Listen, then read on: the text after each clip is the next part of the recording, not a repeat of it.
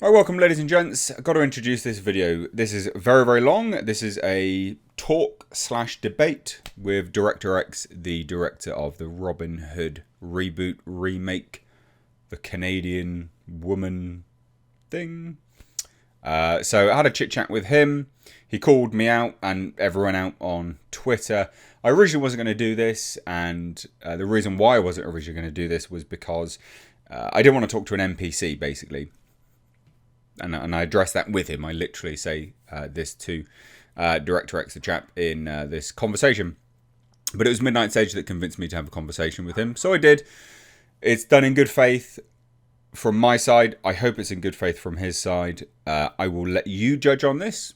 I present this to you. This is a conversation for you guys to enjoy. There's my Jasper barking in the background. This is a conversation for you guys to enjoy more so than any judgment from my side. So hope you enjoy it. It's a long one, but I hope you enjoy the conversation at the very least. Hit subscribe if you're new here, and give the video a like and share it out. Take care and enjoy.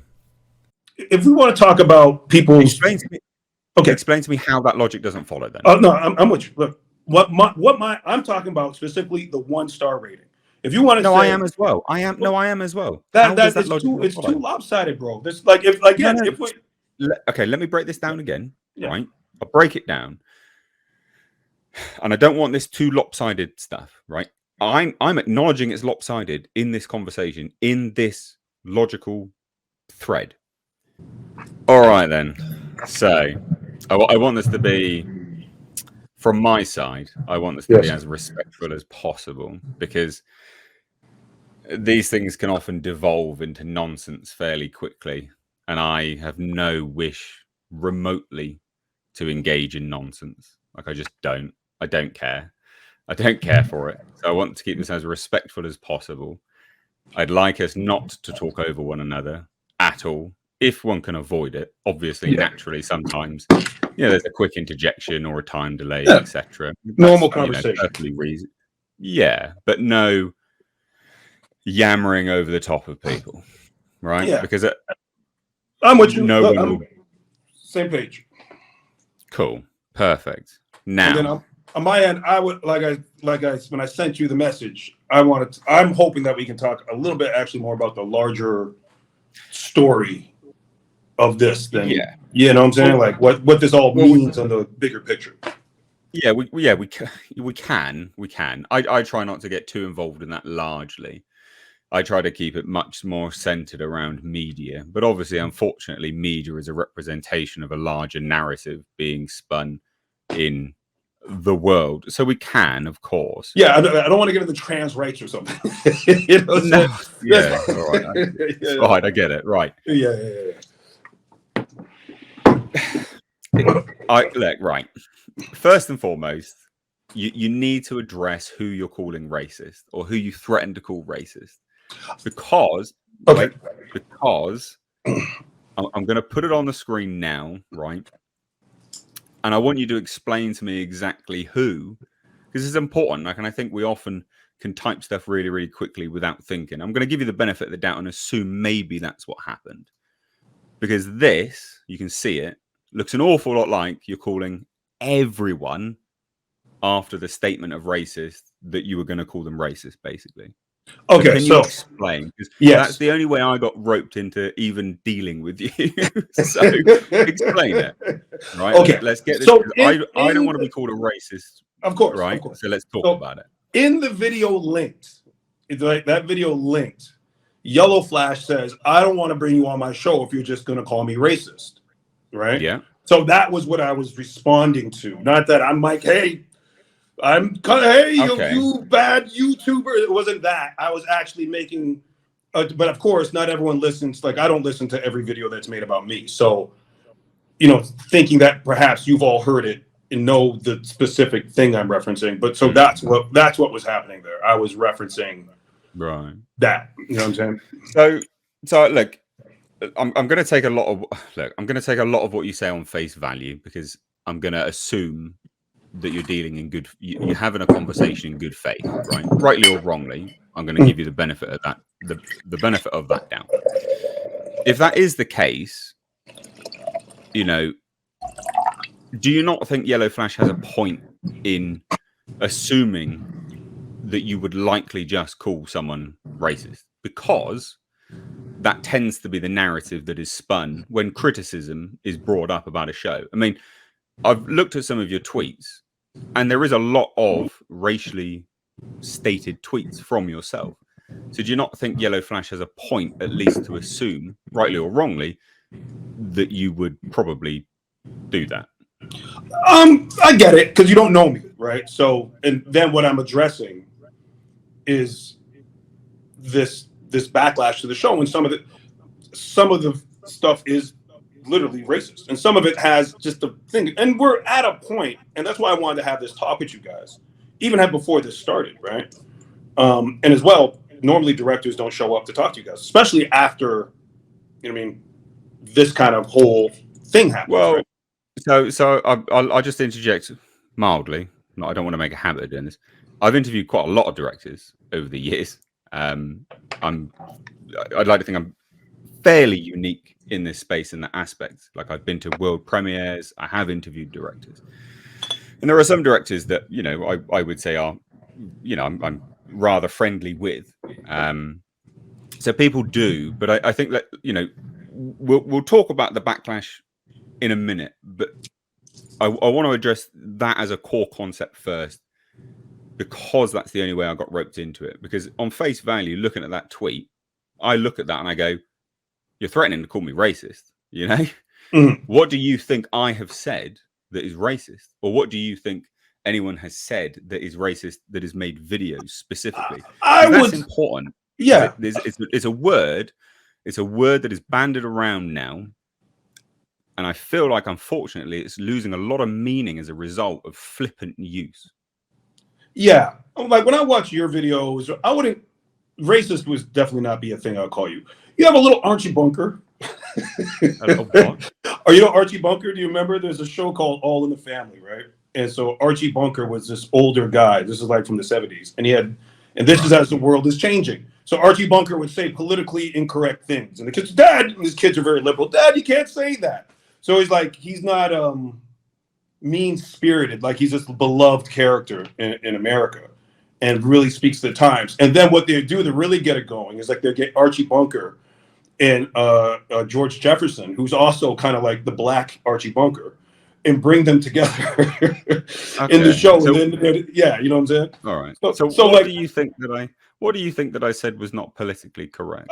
Archie Bunker, like, get a job. You know, I've heard a couple of you guys like, you kids need to get a job. It's a little Archie Bunker, especially in dealing with Robin Hood. Again, just so we're clear, because I want this to be as constructive. But yeah, who was I saying needed to get a job? Was it yourself? No. The kids and the characters in the show and Robin Hood. Okay, so that's fine, right? Yeah. So that's okay. Okay, so you don't think I said anything racist? Good, cool, fine. But on face value, we can both accept that your tweet looks like. Yeah, I get it. Even like you're about to call people racist. Yes. And also, you did say, because you did frame it. I'll just put it back on the screen again. This isn't like a gotcha. I think it's important to have reference points when we're having a conversation. So, you did say you love beef, right? Yes. So it sounded. Do you see what I mean? Yeah, I get it. It sounds like I'm coming. Yes. To have. Yeah, I mean, like, in retrospect, I could have done that tweet without the "you're afraid I might," because again, I'm referring to the video and who's watched the whole video. Yeah, you know what I'm saying? Yeah, I get it. I mean, look, on my end, and I know the majority of the guys, like, I watch and for the YouTubers, the smaller YouTubers that have been inviting me. When I first said, okay, you know, when we did the release, like, not the first time we said we're making the show. You know, and I did a response. Geeks and Gamers did a thing, and Az did a thing. I think Ryan did a thing, and I would have not a diss to Ryan. I would have loved to respond, but there's only so long I can make a video. So they make there's 3 videos that I see. Cool. Then we say, okay, the show's coming out. So I go Google Robin Hood, and a gazillion videos come up. Okay, and so I made a rule for myself, like, I'm going to talk to the guys who I watch. You know what I mean? Like, right. I said, I watch you. When we first came on, like, you don't show yourself no more. What's happening? You know what I'm saying? Like, I'm used to seeing you guys, all that kind of stuff. So let me keep it to the people I know. And no, I don't think you guys are racist. No. I mean, or else it's clear, right? Like I said, you might have your own bunkers. I mean, yeah, a little, Well, you know what I'm saying? I think it's I think, and this comes to a wider conversation which we'll have after we deal with this main issue. I feel like political my Political correctness, yeah. English sounds terrible today. Political correctness is somewhat a perspective. It's actually dependent on your perspective of what is politically correct. Yeah. And I think, that unfortunately does, and this is, we'll have a conversation, but that sits very much dependent on where you are and also the times that you live in and also where things are moving further and further down the line.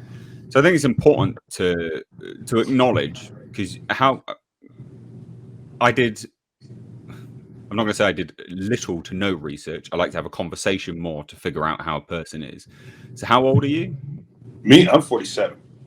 47. So you yourself will know that things have changed drastically within your lifetime, especially in the last 10 years, drastically in your lifetime. Yeah.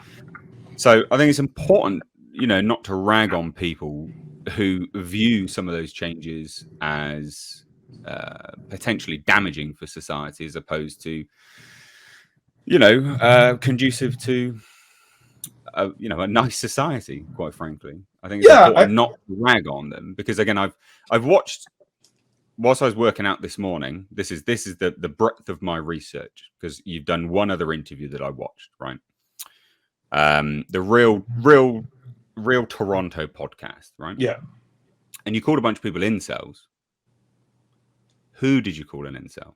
I don't think you got to admit, there's a little, none of y'all, again, you guys are very normal guys, right? So the YouTubers, But who did you call an incel? There's some incel energy in some of these comments that I read, right? And I see, and yeah, of course, I can't put that all on y'all, but there's some of that going on here. And then, like, I just saw something, I was on Twitter, and it just kind of reminded me of what you guys are like. I think it was Ripa. Someone went to the grave of someone in his family, or something. Yeah, Eric July. Yeah, it's disgusting. Well, so this is the thing, right? So let me present what I believe, and I'm not going to speak for every YouTuber, but let me present what I believe has happened, and I say this all in good faith possible, right? Because you've just acknowledged that, right? What I feel has happened, right? And you can correct me if I'm wrong at the end.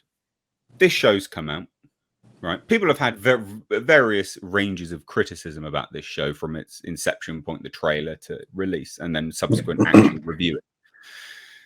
But it's come out, and the criticism has happened, and I feel like, rightly or wrongly, you've presented things which have appeared to be very personal to the people that have given criticism to the show, right? Which, if you acknowledge that Eric July has recently had someone go to a family member's grave and rip on him on a personal level, you can hate a product. You don't need to hate a person. Yeah. And I feel like, unfortunately, that's what's happened. And I'm going to give you, I'm trying to give you the benefit of the doubt and have this as constructive as possible. And I don't want to put words in your mouth or give you an out on it all, or even, frustrate you any further. But I feel like maybe that's what you've done, is you've taken it personally, because you have said things, whether you wanted to or that was the intention, which have very seemingly appeared very personal. Like, case in point, that tweet that I got involved in, that was brought to my attention, where it looked like you were calling me a racist. Right. So that to you, is that what's happened or not? And I get that, and especially when you type it, you tweet it, you send it, and maybe even in the video, the first video that I did, if I go back, I'll take out that bit where I'm like, hey, if you're talking to a girl, you know what I'm saying? Because it feels like, in an age of short tweets and short clips, we're all trying to keep it short. Are you talking about the interview you did? No, the very first video, when I first said the show got review bombed. Right. Okay. And I'm frustrated. I'm going, bro, like it's incel energy. Like Ryan says, I'd never go and do a tweet or do a vote on a thing. No, you wouldn't, but a couple hundred people have. You're giving weirdo energy. So it's not but in the talk of all the stuff that's going on, I can see that everything feels like I'm talking directly to you, right? Like I'm talking about this weirdo guy leaving some weirdo message, but it feels like I'm directly talking about ass, or I'm talking about this weird fried chicken black wizard thing, but it feels like I'm so in the trying to have a conversation about the larger picture. Right. It all feels like, oh, you're talking about me, right? So I get that, which is also part of why I wanted to have these conversations, right? But it's Right. but I get it's like, well, what are you coming here to just yell at me? And so I get all this stuff. You know what I mean? Okay. So, Yeah. okay. Right. So, all right, fine. So you acknowledge that some of it's been lost in translation at who you're directing what towards. Yeah. Am I right? I'm just, Yeah, am I right? Is that the understanding? Yeah, you're trying to get this. I'm trying to give this macro picture, but at the Right. same time, I'm like, I got you on my screen. So, you know what I'm saying? So I'm in front of your face, but I'm talking about these guys, and people are like, well, hold on. Right. So I get it. Like, yeah, we're all human beings, man. So you know what I'm saying? There's going to be a lot of people that don't. I'll say it from the off. There'll be a lot of people that don't believe you on that, right? I'm having this conversation in good faith, and so I'm gonna assume you are being truthful, and that is the case, right? So let's get on to my criticisms of the show, and largely what a lot of British people's criticisms will be, and I think that's important because I didn't come from I haven't even watched it. I haven't watched it, and I don't need to because my criticism wasn't ever the product as a product presented to itself. Yeah. My criticism of the show, and probably anyone that is from the UK, will be a somewhat hypocritical element of cultural appropriation, right? Because this term is banded around, and again, it's a term which is largely meaningless now as a result of it being banded around in very pathetic ways, like dreadlocks, cultural appropriation. Dreadlocks have been multicultural for many, many generations, thousands of years, right? And so, when that is used as a beat to stick, a stick to beat many, many people with, largely white people, right? That is generally speaking. Exclusively, let's be honest. It's exclusively for hitting white people. That is, yes, it is. No one's ever, No, especially now in current day. So when I saw Black Robin Hood say in Canada or fictional, not Sherwood Towers, not New Nottingham, not America, but not Canada, Canadian content. Yeah. I go to myself, well, that's a raging hypocrite right there. I go to myself, that's really, really quite crap. And then I look at the trailer, or I think it was a teaser that they released initially. I think it was. And I go, I saw that video. Yeah, and I go, right, okay, so you steal from the rich and then you do what, nothing?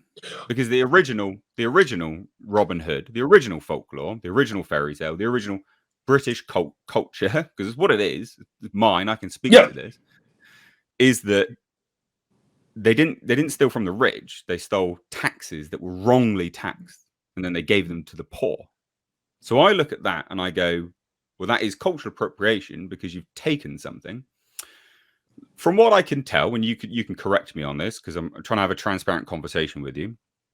From what I can tell and what was released publicly, so this is what everyone has to look at. So take me as a case study. Other people would have the same reaction. It looks largely like the only villains are white, right? So I see cultural appropriation. I see a butchering of the story. You just steal from the rich. Okay, it's not that. It was still taxes, not robbing, shops and things like this either. And then I see the villain's only white. So that was my criticism. And I see that as creative bankruptcy. No offense, right? I'm trying to have a nice, normal conversation with you. But that was my criticism. So okay, I present it to you. Yes, of course. So there's a few things that hit on a couple. One, I don't believe in cultural appropriation. And I've joked about it with my friends, like, why are we mad at the white people that like us? You you can't cook that food. You can't have that hair. What? Can I have a roti? What the fuck? You know what I'm saying? So I've never been, it's ridiculous. It's ridiculous and it's an excuse. We'll just quickly interject. Keep the cursing to a minimum. Oh, my bad. Yeah. If we can. So yeah, but you feel what I'm saying? So I've never signed on for, you can't dress this way. You can't. Maybe that we can have it. That's a different discussion. We'll do a Halloween costume conversation about is it wrong to dress as a Native American? You know what I mean? That's a whole other thing. But Yeah, just that's different when we're talking yeah, about that's normal different. But things. but enjoying someone's culture or having a hairstyle. Like one of my Mm. good friends, big movie producer. Um, his son wore a do-rag to school. Giant controversy. Giant controversy. It's all good. It's like we're doing too much. Like you said, it's doing too much. So I'm not one. If I really want to play back and forth, it was the British people who came up with this. There's two British production companies involved, Luti Media and 11th Hour Films. And my original concept for Robin Hood, when I said, let's do a modern day Robin Hood, it seems like a no brainer. 10 years ago, when I don't think any of this would, if 10 years ago, if this show came out, no one would have cared, right? It's now with the accumulation of things that everyone's extra sensitive. But my first idea Yeah. was a bunch of men come back from war. It was like the A-Team meets Robin Hood. Then the British company gets involved and they bring in a writer, Stephen Lally. And Lally says, hey, what if it was Rob O'Dwyer and they made music? Oh, that's kind of CW young. It immediately turns the show from like men scaling down your window and kidnapping you to like, you know what it becomes. It becomes what it becomes. Right? So Yeah. that's fun. Okay, let's do it. So I'm talking to those British people. But so I never really felt like it was a full, like I'm taking your culture. And I felt Robin Hood is in the realm of Shakespeare to me, right? Where even though they don't do it much with Robin Hood, you know, Shakespeare, we're going to do LA gangsters and we're going to do World War II generals and we're going to do modern, like there's all these different interpretations. And I feel like Robin Hood is right for that. And again, 10 years ago, no one would have cared. It just would have been a show. It's a young, you know, you haven't watched it because you see clearly what it is. It's a young adult, low budget Canadian TV show. You know what I mean? Yeah. The second part with that teaser, and let me start this by saying I love the people at Chorus. I love all the work they've done. They've gone above and beyond. But when you make a TV show, I'm very different than most folks. A lot of times you hand it over to the network and they're gone. And they cut together trailers and they do these things. So they come and bring me this trailer. And I'm like, guys, can I work on this? Oh, too late. We did it, but go on the air. Okay, can I change the words? Yes. Because then they had fight the power and whatever. Go, well, hey guys, we have these slots. Let's do rob from the rich and give to the poor. They don't want to. So they put in fight the power and rob from the rich. I'm like, Jesus. And then y'all get rob from the rich. They're not going to give to them. I'm like, Jesus, Lord, God. You know what I'm saying? But this is what television is when you start getting into these places where, because look, again, I love them. I would have cut those trailers differently. I would have color corrected them differently. I felt like those things were completely out of my hands. And then so when we actually cut trailers together, I went back at them and said, let me cut the trailers if I can't cut these teasers. You know, and then for the normie, they don't really see Robin Hood. And this is beyond really the first time I had anyone said, oh, they're the taxes from the, I don't remember any of that from my knowledge. Robin Hood is always rob from the rich and give to the poor. But that's as a, you know what I mean? That's when you say Robin Hood, rob from the rich and give to the poor. That's how we, you know what I'm saying? That's how we think of that legend. Like if we can start digging in and talk about this, because there's so many different versions of it, right? Well, Like the version is taxes. That's the thing. And British people would, right? So they would see that as a certain element of disrespect. They would also look at that and go, right, well, you know, just on face value, they would say, well, why didn't you do your research? You, the person that came up with it, they would say, why didn't you do your due diligence and actually look at it? You know, the core concept of it. Yeah, there's many things which could come back to you on that level. I get you, but again, we did look things up. That's another reason why Robin isn't from nobility in this version. Because when we went digging in, the original Robin Hood was just a yeoman. He was just a regular guy. And down the line, as the legend grew and started changing, that's when it became, oh, he's really rich and he's just hanging out with these poor people. You know what I'm saying? So things have changed over time. So that was really the thought process there. And I don't know if I fully would agree with, like, if we were in a writer's room together and you said, let's do taxes. I don't know if I'd really, there's enough back and forth about the Robin Hood legend, right? Like, I don't believe Disney Robin Hood was stealing taxes. You know what I'm saying? But they Disney is not Robin Hood. That's the thing, right? You don't feel Disney Robin Hood's Robin Hood? No, not at all. And most British people wouldn't. Yeah, No. This is what I think is part of a problem. part of it anyway, is that you're dealing with you live in the Anglosphere, right? Canada, America, It's the Britain, first time I've ever heard that word, Anglosphere. but Hey, first time I've ever heard that word. But well, I I mean, get it. I'm with I'm it. just using it as a phrase to Yeah. say Britain adjacent Yes. Western culture, I Yeah. guess, right? Yeah. So you live in the Anglosphere, but it's not. It is very much the Yankee-centric Anglosphere. Yeah. So you're looking at it as Disney is the one and all, right? Not And the they're one, not, but one of the but they're not. quintessentials. One of the quintessentials. Honestly, genuinely, they're not. And but I think that's part of the issue. Again, I'm saying all of this and trying to take you on face value and say that we're doing this in good faith as much as possible. That is not. Most people would piss on that given a chance, right? They don't care about it at all. Couldn't care. They would hold Robin Hood Men in Tights in higher regard than Disney. No, stop. I promise you. I promise you. They did. You know who's the guy? Patrick. He does more cinematic reviews. He's not. You know what I'm talking about. It's Patrick. Is it Patrick H? You know what I'm talking about? He does a bunch of honestly, I don't watch anyone that does any videos like I do. Well, he's a much more. He does like little skits. Anyway, he's one of the, he's another film critic of sorts, and he does one about Robin Hood. And when people do their surveys, again, this may be North American surveys, but of the favorites, you know, if I were to think, what are the true classics that you think of Robin Hood? I think of Errol Flynn. I think of Disney, and then Kevin Costner Robin Hood has a weird place. But I know Brits have a bunch of beloved TV shows that we didn't, you know, maybe if you have BBC America, you might have caught. But I know you guys have other, and again, there's a, you know, you're British and it's a British tale, so there's a different connection to it. Right. Yeah. All right. Well, okay. All right. So I've got to address, because currently, right now, because I'm recording this, I think this will probably go out today. I'll see. I don't plan to edit any of this, by the way. There's no reason to edit any of it. So this will probably go out today. Currently, today, you are absolutely being flamed on Twitter, right? You're absolutely being torn apart because of the interview you did with Disco Ballface. I don't even know his name, right? Yeah. And you're being torn apart. Real Toronto News. Real Toronto News. Yeah, but there's some, and again, you've addressed part of it because you said, well, look, you know, some of it, you were merely addressing the wider criticism, not honing in on the specifics, and maybe it's been lost in that. You know, you weren't actually calling as an incel, for instance. You weren't actually calling whoever else an incel. I don't know, whatever. But none of the guys I mentioned would I ever consider put them in an incel.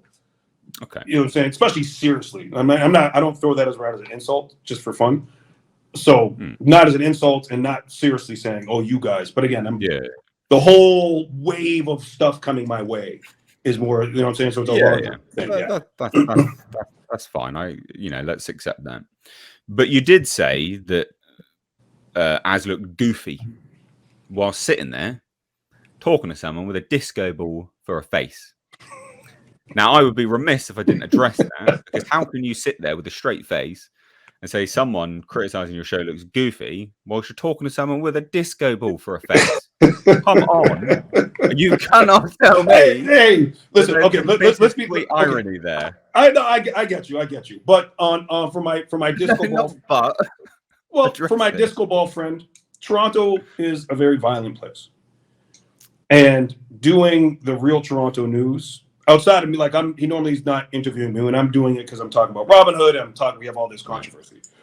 It would not be safe for him to do that podcast with his face out.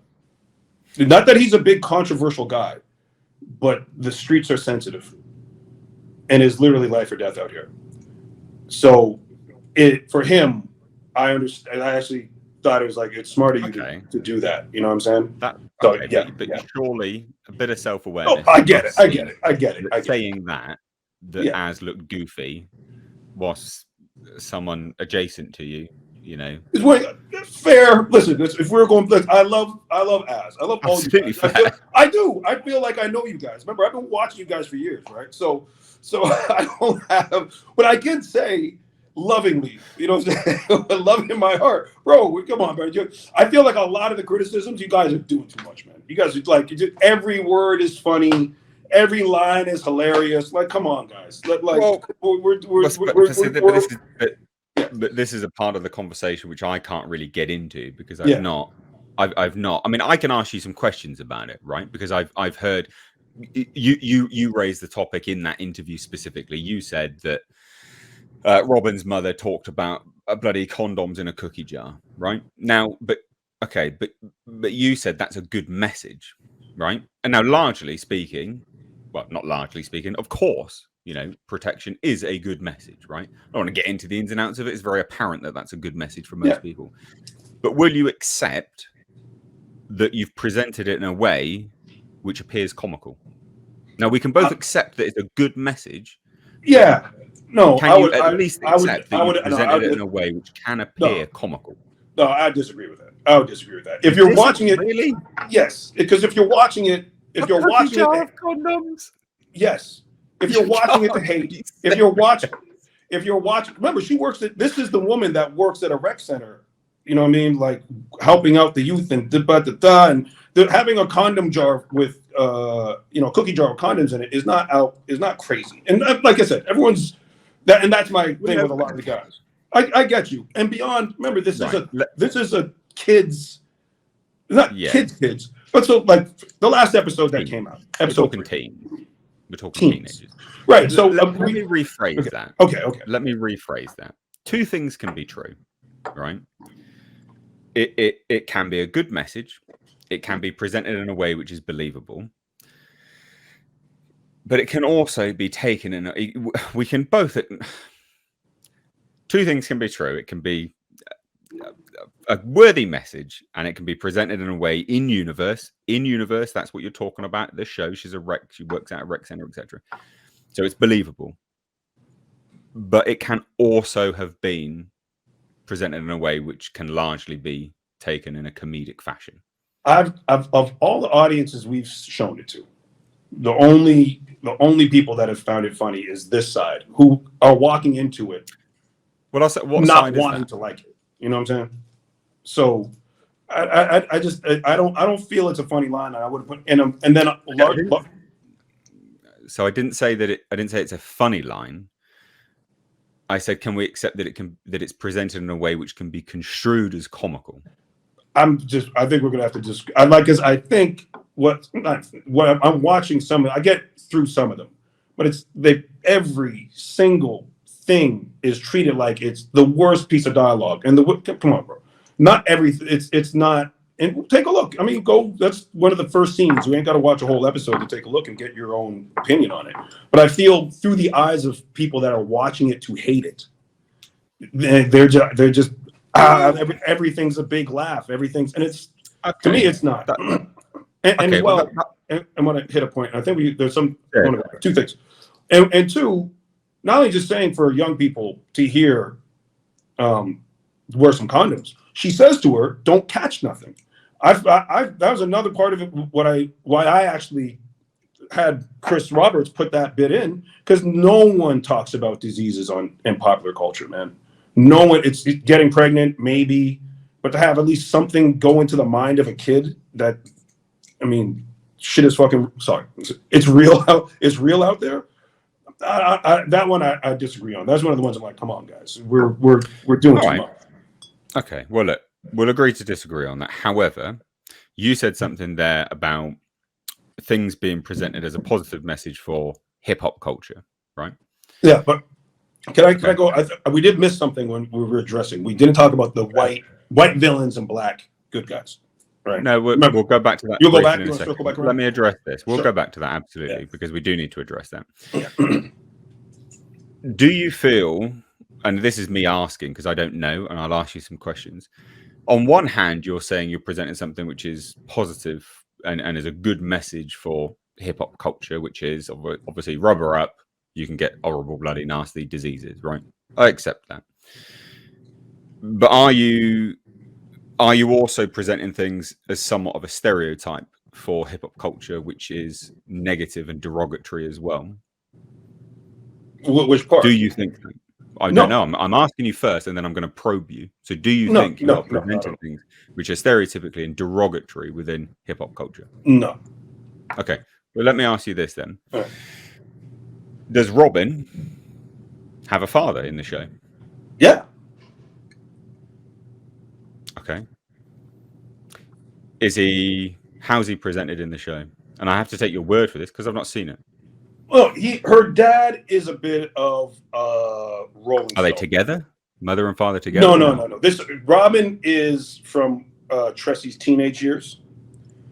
Her mother, her teenage years. So she was, she's dating this rapper and la la la la la. Then So she, let me interject yes. just briefly. I would say that is absolutely unequivocally a negative stereotype that perpetuates a cycle of negativity within a culture.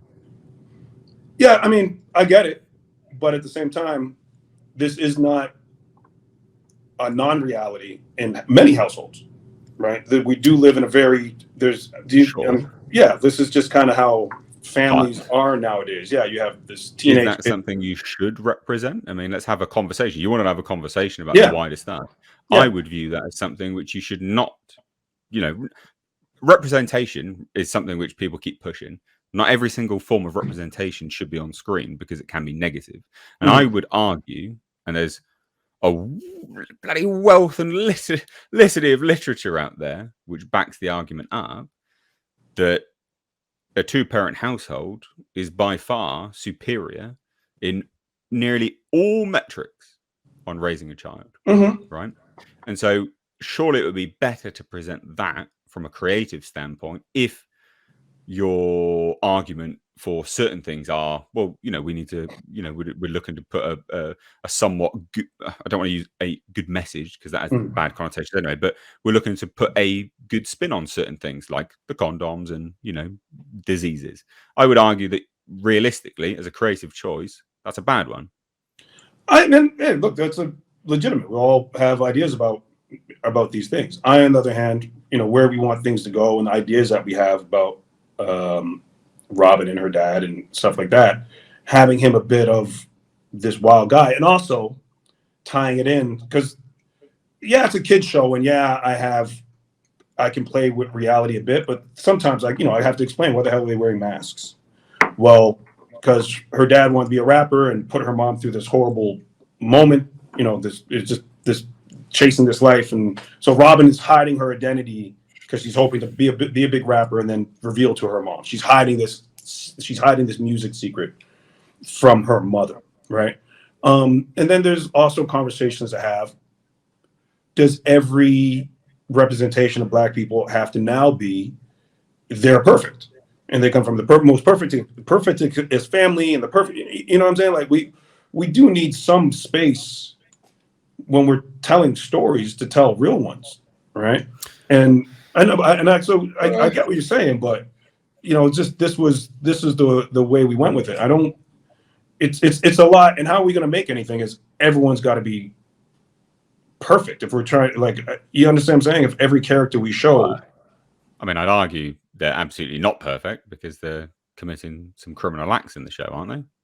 Yeah, but they're criminal So, acts. Yeah, I mean, they're criminal. unequivocally, they're not perfect, Yeah, just from that clearly. level. But I mean, their criminal acts are all clearly impossible criminal acts for a normal person to do. You know what I mean? Like they're not doing home invasions, like kicking in they're stealing gold coins with a drone, and it's Yeah. hood Power Rangers is the way my friend describes it. You know what I'm saying? That's what they are. They're wearing color coordinated You costumes and say they have stuff like that, I LED can't take it masks. seriously. You got to stop saying stuff like that. Okay, well, look, I think absolutely we'll probably have to agree to disagree on that because Yeah. I think on one hand you can't justify the condom line and having a, on you can't just in my head you can't justify the condom line as something which is absolutely fine, not remotely comedic, and we need to include it because I wanted to include it because it sends a good message, and people don't know about disease. That's why I included that line as well. But then on the other, be like, but it's also we can't have what I would argue is more detrimental actually, is that two-parent households not being in the picture and not show that. So I'd say we'd have to disagree on that. Agree to disagree. Yeah, I do hear what you're saying, and it's just a larger conversation. And then a bit of what we're saying, right? When you're doing a show with black characters, everything has What's to any be character? This is the point, isn't does it? Right? Even just there, you've racialized it, right? Black characters. It's just any character.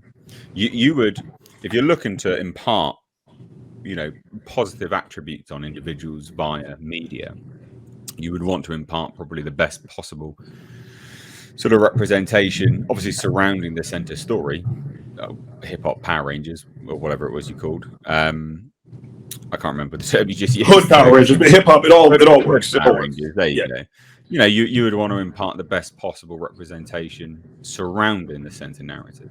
That's how I would approach it. I like I said, I can hear that. We have plans where this all goes. We do, like, we have Lionheart in there as a very positive father-like figure. He shows up, so it's not like this is devoid of a strong black fatherly role. So there's things there, and then we can talk. Like, regardless, does everyone have to be perfect? Does our hero have to come from perfect household? Because the flip is, in real life, like, say my manager grew up in a single parent household. He had the big house growing up, super successful. You know what I'm saying? So yes, I get there's no minority. Yeah, of course. There's no hard and fast rules to how this works. But we all get, of course, it's better to have your father in the home or your father involved in your life. And then the reality is that you don't hear very much is that black fathers, even if they're not with the mother, are far more involved than almost any other group of parents.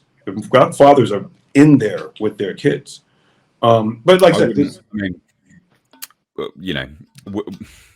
that's where we're drifting. I'd have to look that up. Yeah. Check the stats. To have a look at that. But let's get on to this subject of the evil white people in the show. Yes. Why are the white people the evil people? Okay, so because I've listened to the podcast, it was a concerted effort to choose. I can't remember. I did some. You just explain. I'll explain it. I'm here. I'm here for you. All right. So when we wrote it, it was actually written probably even more CW-ish. Like the Alan, there's Alan Adale was going to be white. Tuck was going to be Latino. It was a little more multicultural crew. And as it'll be the rainbow of colors, I guess. The rainbow, of course. We all know you see this in your head. We're going to do young Robin Hood. She's a girl, and the visions fill your head of what this is going to look like.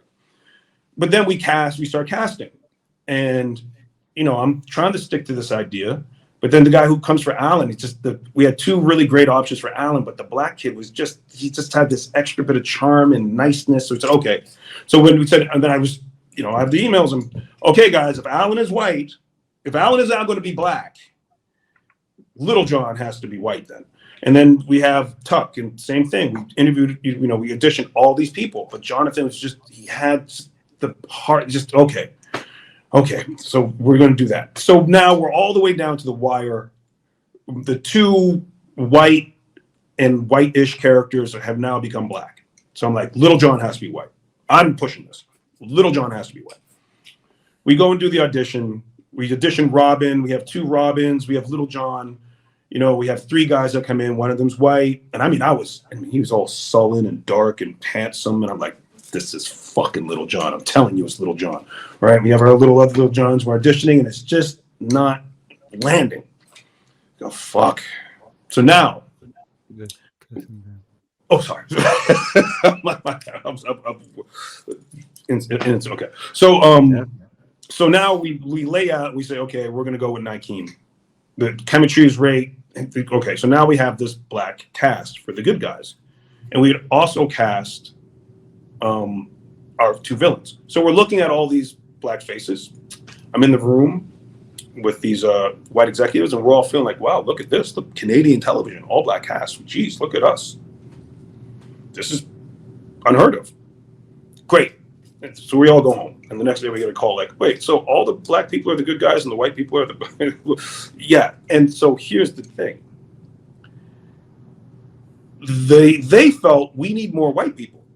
It wasn't so as we cast these other roles, let's look out if we can put some white actors back in. And I'll give this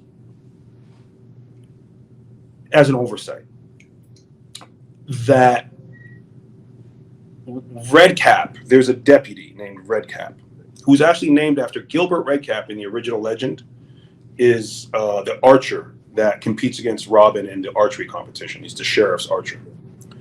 And so Gilbert Redcap, and we're auditioned, there's a bunch of white actors that came in, but Nakeem is mixed race. Nadeem is mixed race, who plays Redcap. And so even in that, I'm like, listen, Redcap can't be white.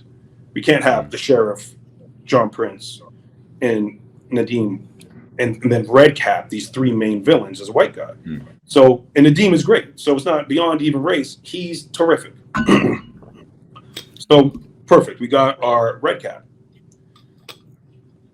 In retrospect, and in this space that we're now in, outside of me understanding you, like I said, I've been watching you guys for a long time. So I know the commentary about Rey Palpatine, Rey Skywalker, whatever, you know what I'm saying? All these movies where this female character, I've seen it all.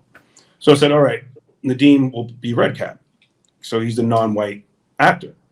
But in the larger perspective, would it have been smarter? And now we get into these, would it have been smarter to have cast him? Because we had our two villains cast at this point when we finished. They were, the sheriff and them, to have cast say, all right, in this case, we've opened up all these main roles. We've said the best actor wins. Because we auditioned every race for the sheriff. We auditioned every race for the sheriff, and Kira won it. I mean, and I've seen in some of the videos, they're great. Our villains are terrific. So, is it smarter now, or is this just how we should be operating? If we want to make everyone, if we're all saying everyone has to play together, and not make people feel like they are now being pushed into a bad guy role, to have said, all right, well, we have to have a black actor play this role. We had to even this picture out. This deputy, who's a bit, he shoots the mom and all that kind of stuff, to even out this picture, right? It wasn't me like, then the white people will be bad, and blah, blah, blah. It's not. But you have to acknowledge, this is not. This community is different. It's not a good look, and the vast majority of people are not digging around on the inner workings of YouTube to see this interview, have this discussion, right? So yeah, I mean it's a real conversation to have, because Nadeem, he's mixed race, but he's also like, what are you? I'm sure he's lived his whole life people saying, what, huh? Where are your parents from? You know what I'm saying? So it's a real conversation that we have, a real thing to look at going forward. And honestly, in these, there's been some very brutal bad things happen very recently with black cops, very brutal bad things with black police chiefs, so that I feel that representation would have been good to have in there. Well, listen, right. So let me just address all of that, right? So you say, that's fine. You acknowledge it's not a good look, right? You acknowledge that. If we take it on face value, it just happened organically. Fine, sure.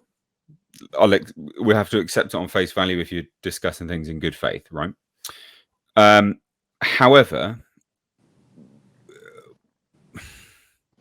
on one hand, I can accept that. On the other, I have to acknowledge and put it out there that, generally speaking, there is a checkbox for this type of stuff within Hollywood, within TV productions. It's exactly the same in the UK.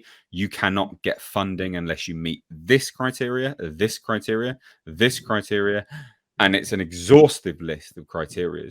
And generally speaking, it is all utter nonsense. It's not on a meritocracy. It is quite literally a checkbox. I mean, it does more harm than good because people get roles that actually they're not highly qualified or skilled to do, and there might have been a better person for them, right?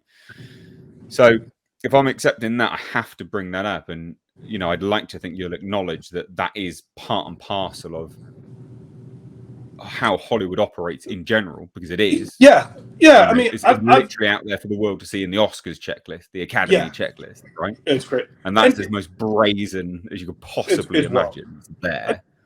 I think we do need to find a space. Even these now, you can't even talk normal without it all referring to space. But this no one ever came in on this show like we need this, we need that. Again, with even when I was trying to, it didn't happen. I haven't really worked on a lot of projects where that's a thing, but I know it's a thing. They literally put out a list about it. And all right, I think there's something to acknowledge that, yeah, people of color have not gotten a lot of, especially behind the camera. I mean, whew, I come from music video, advertising, film, and television. Well, I've got to stop you there then, because I didn't even know who you were, and I got pulled up in my comments about your exhaustive list of career accolades. So you're saying that black people haven't had a good run behind the camera. Well, me, I come at it. Yeah, my exhaustive list comes from music video. It took a long time to break into commercial. That's still behind the camera, isn't it? It's still but I'm doing hip hop culture, and even within that, I'll be doing a map. Yeah, but look at this. But with the biggest names names in hip hop. Exactly. So I'm over here doing the biggest names in hip hop, hundreds of thousands, giant jobs, and then I come over here and say, hey, let's talk about a rock video. I'm minuscule amount of a budget, and oh god, can you really handle rock? Did you say rock and roll? So when we left, that's because the industry is largely who you know, as well as no, because you're talking to the same people on a label side. Just things shift. So they gave you a smaller budget to do a rock and roll. No. They would question my ability on this very smaller budget, and you're so in music video you have reps, and my sales rep would she signs a white director. And immediately she's getting these calls for these other genres where the black directors had to really we have to come on, let me try a pop funk video. But it's fine. Look, we all understand the world's not completely fair. So I would pull you up on that ever so slightly then, because I would say if your repertoire, your list of things that you've done is only one genre, largely, it's fair for a record label to question your creative ability in something that's going to be quite literally the polar opposite. Yeah, but again, at the same time, we have white directors at the company that were getting those calls when they also came from hip hop, and they also had that kind of the same repertoire. So I mean, look, but then I have to take it on. I have to take it on face value that what you're saying is true. This is the thing, right? So I will, because I'm going to assume that we're having a conversation in good faith. Well, in America, what makes America, and I had to leave Canada to get these kind of opportunities, right? What makes America very different for black creatives is that there's this whole world of black entertainment where you're directing shows and you're doing commercials. I mean, Latinos have it. There's also, America, they section it up, right? So there's spaces for people. I would argue to the detriment, actually. Well, and I'm talking early 2000s, where we have a whole new the beginnings of the 21st century. It was just a very different thing. So it left opportunities. So what I'm saying now is opening the opportunities for people is a good thing. I do think, though, what the industry needs in general is, instead of saying, okay, you're a black woman, you directed an amazing independent film, you now get a tens of millions of dollars studio picture. That's a massive leap to take for any director. That is literally what's happening. It's literally what's happening, right? So now, I just had an experience with a friend, not white director, multicult white show, whatever. He's show running a show, and they're trying to give opportunities to women directors. Okay, fine, time for an opportunity. But this is we're skipping steps, right? So now he has these directors who are not really on this level, and they're having massive problems. Things are just big problems. Not that every woman that worked on the show, but they've had enough that then the women in the power structure were saying, I just want a director, and I don't care what you like. Then there's almost a backlash to hiring a woman again from the women.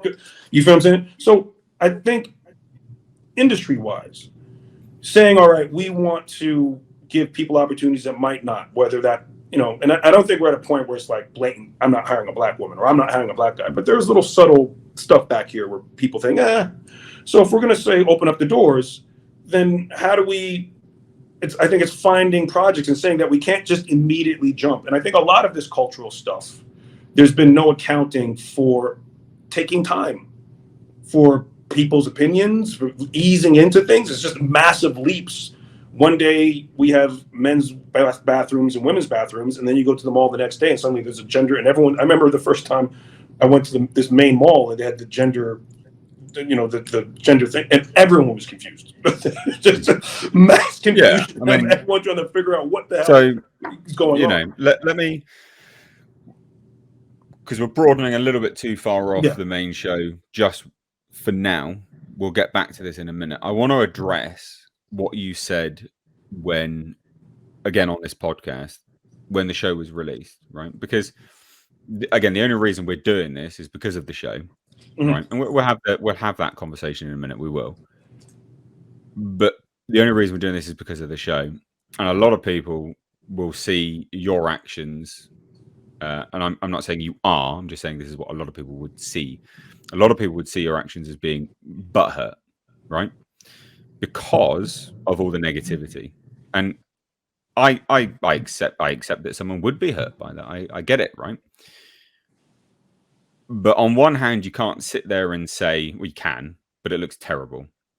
That there was 40 or something like that. I can't remember your exact words. 10-star reviews on IMDb. And you're not questioning the validity of them. Well, you're not.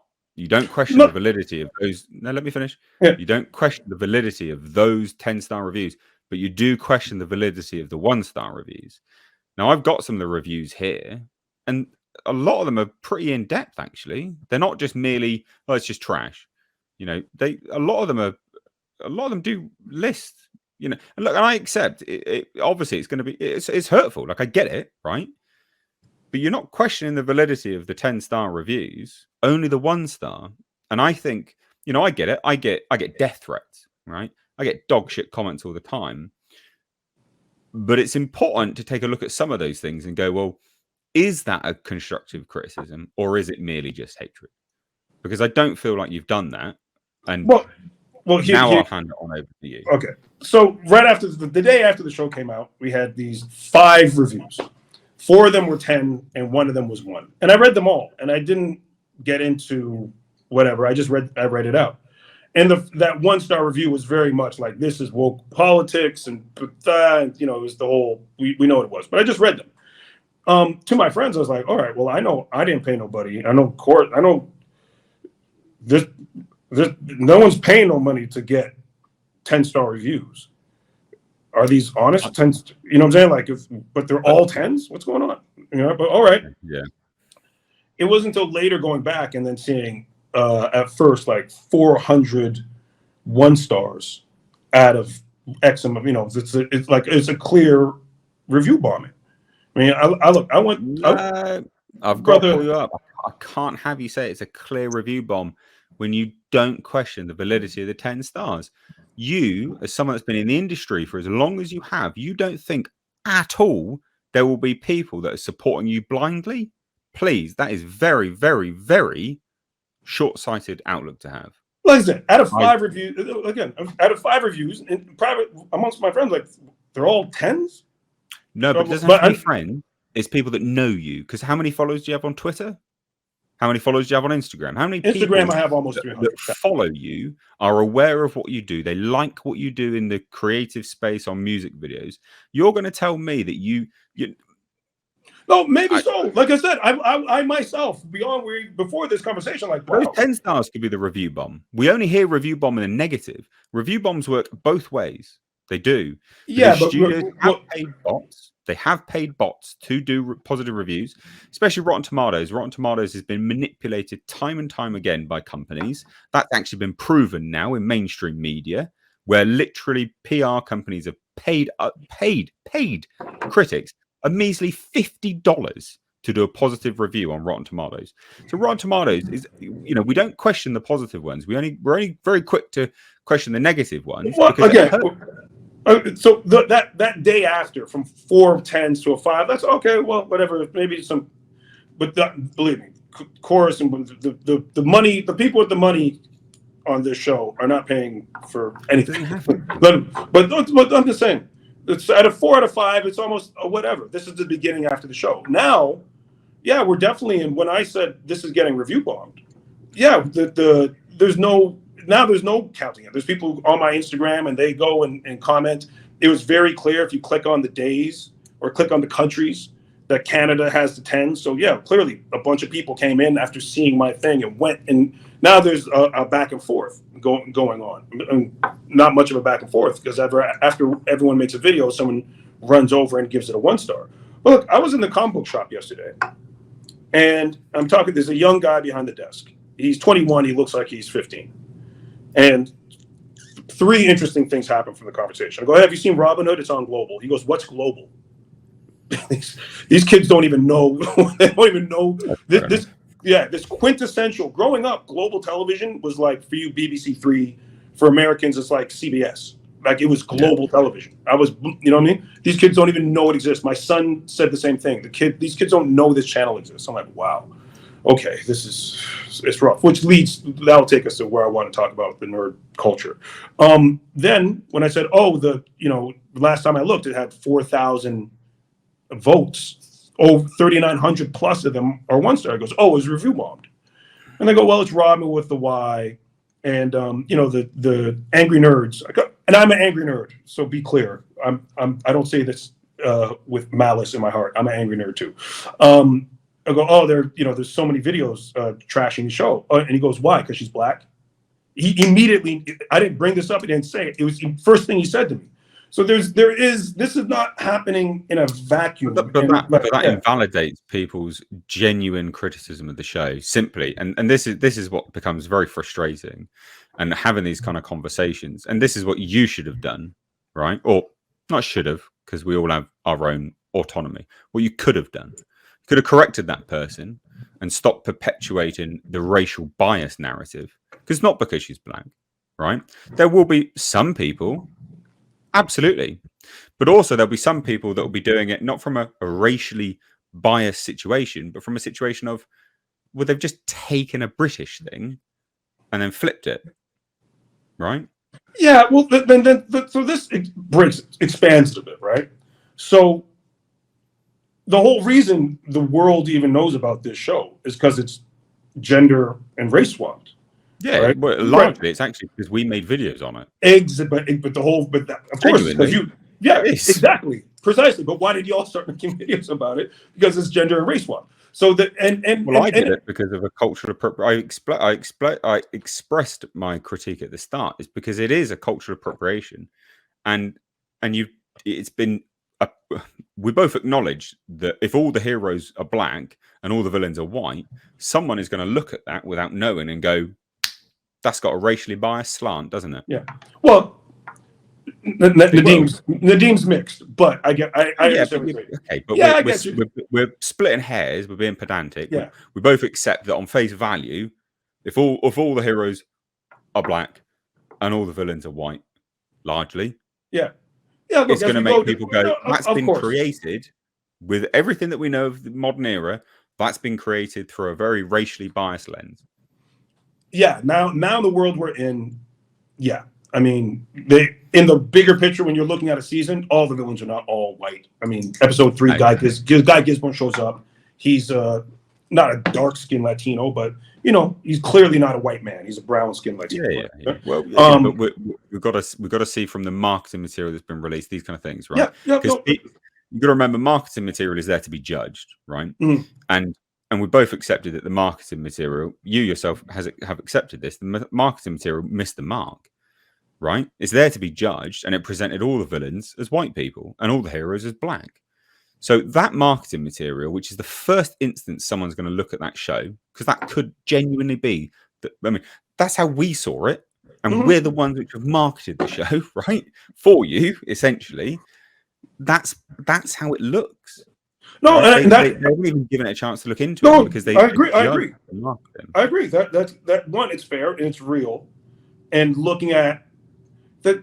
looking at it from a big step back, the much larger audience, I think what happens in a lot of these discussions and what happens in a lot of how you feel it, just, oh, they're racist and they get to go like this and just leave it alone, right? Oh, they're such and they leave it alone. But that's what that comment. That's what you just you literally just given an example of someone saying that, and you didn't correct them. Well, we had a discussion. I mean, it wasn't like, oh no, it's not, because we had to talk about it. And he brought up like, I guess Invincible's trailer came out, and they were complaining about who's Amber. Well, there's a black girl, whatever. So, but we had our little talk about it. So it's not a matter of correcting it. It's a matter of where we are now. Like, I truly believe, 10 years ago, no one would have cared. This would not have been the giant. Oh my God, you've made. And when I would have these discussions before the show came out, and people would ask me about, well, look at these people that are angry that it's Robin's black. I go, listen, man, nerd culture across the board. I feel like what's happened with nerd culture is these people have come in and decided to kind of tell us, like, no one cared when Nick Fury became black. I grew up on David Hasselhoff, Nick Fury. Yeah, no one had a the problem. original. Yeah. Way ahead. The WEF was not demanding that comic books diversify. That people in comic books said, yeah, we could do with some black characters. No one was angry. I don't know if you ever saw the run with the Black Panther when Shuri, shout out to Reginald Hudlin who wrote it. He made Shuri was the Black Panther in the comics. I don't care. There's no big thing. It makes sense. It's a sister. She's royalty. That's fun. But, and we have this great history of strong female characters. Princess Leia, Sarah Connor, Ripley. Like, we go down the line. We're far ahead of the curve of females being strong, being in control, taking the lead. No one had an issue. Remember Ripley and Aliens kicking the fucking idiot officer out, driving the car? We loved it. This is what we're from. And then these people come in who are not from this. And this is my issue with a lot of what goes on in our culture. They don't want to make comic movies. They want to make Oscar-winning films. And then they think they're going to come into over here and save us from our... You know what I'm saying? And with this idea that all the shit we've been doing, all the things we enjoy, are all sex. Again, Ghost in the Shell. But we can go down the line of female characters that are incredible, that we loved, and we didn't need anybody's help with this. Which we are doing all this already. And then, so they come in, start fucking shit up, and now people are reactive to it. Right? So again, 10 years ago, Black Robin Hood girl in the projects, CW, you would have been like, all right, whatever, have fun. And now it's a whirlwind of controversy and anger because they feel that it's more of that. And here I am, a nerd. I'm just a nerd trying to make a fun little CW, like, young adult show. And suddenly, you know what I'm saying? What's going on? Look,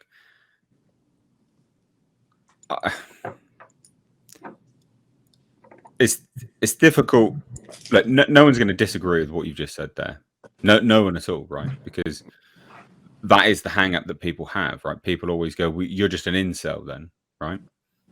And then people go, well, no, obviously not, right? Because I love Alien and I love this and I love that. And you can list the whole world of female-led. But are iconic for us. We love them.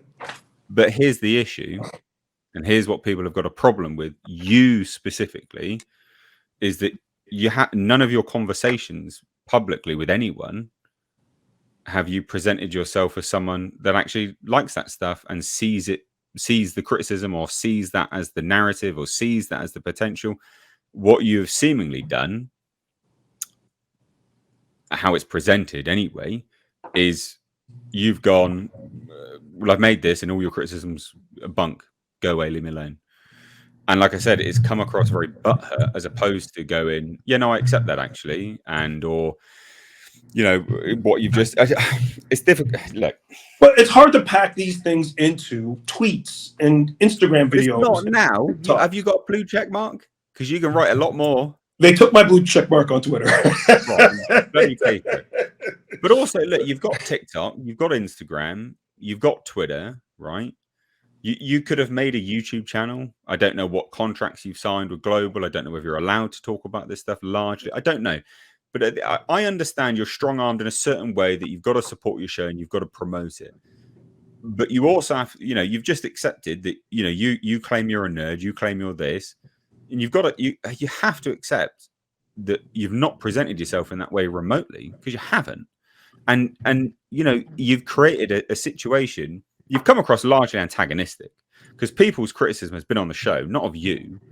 And then you've come across largely antagonistic, quite nasty actually with some of the stuff. Like I watched that, you know, that interview was not nice. The interview you did with Real Toronto News, it's not a nice interview. Some of the stuff you're saying, it's not pleasant. And you know what's annoying about that? Because I watched it and I watched it all the way through, and you're not stupid, right? Because you get right to the end and the guy asks you, what about defunding the police? And you know, and you go, no, of course not, right? There are so many morons out there that would pander to that environment and go, yeah, defund the police, like an absolute pleb. You're not stupid, because even before that, you speak about violence, you speak about the prefrontal cortex. I did listen to it, right? You're not stupid. It's so disappointing because you've been so antagonistic to people unnecessarily. And I've just done a video. It would have released whilst we're having this conversation on Warwick Davis, who did Willow, right?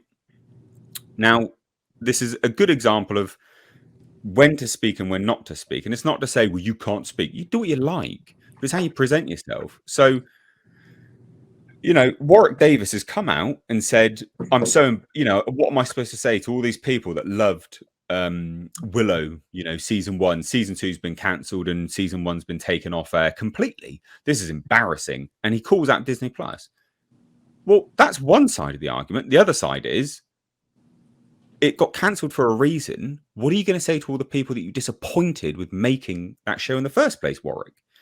You know, this is a situation where nothing should have been addressed. He shouldn't have said that, because on one hand, to try to appease the people that liked the show, the other hand, you know, he's doing this with that hand, but simultaneously backhanding the people, they're actually the majority that would have paid his pay packet.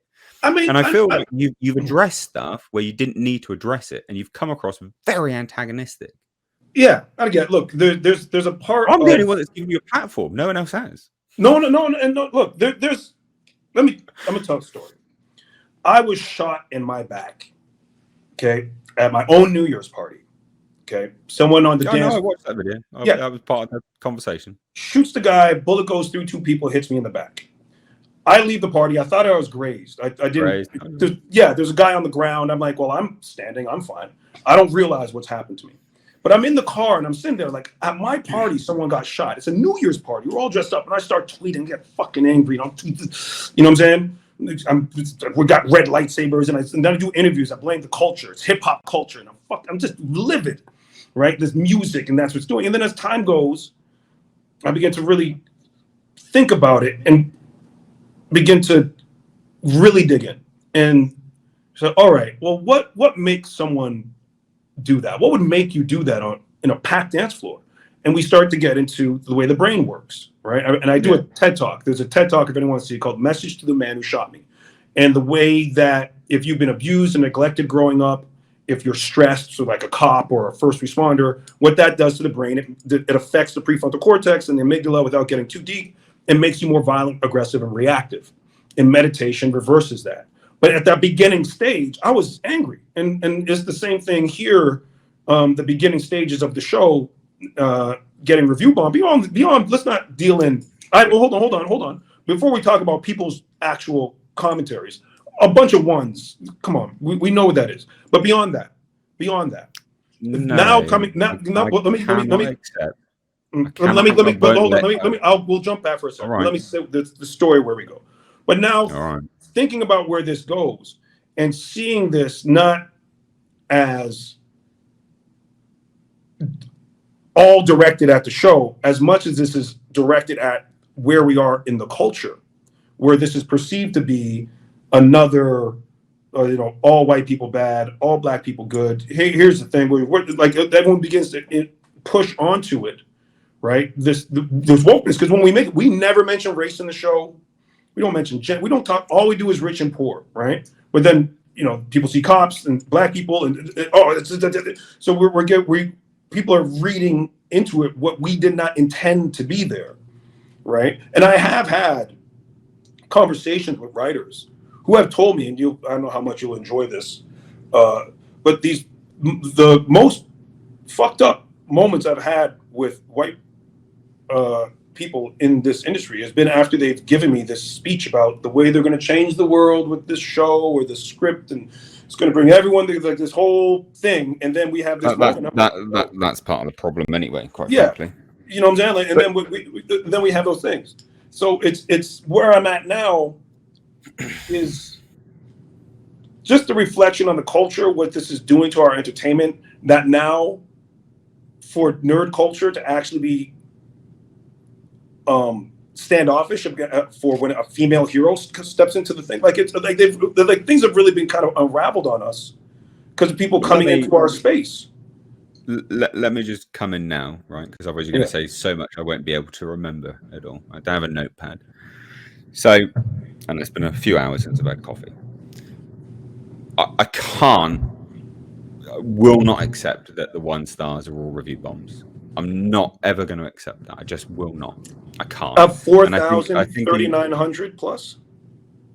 Yeah, I know. I honestly, I just can't, because I'm looking at it, right? Like I've got the reviews up right here, right? You know, and I'm looking at them, and you've got, you know, are you going to tell me that the 192 10-star reviews are not, that there's no bias in there? No, like we said earlier. Now, right. once I said we got something going on, it became a battle. Can't, yeah, but so you can't. It's not good. You know, it's not in.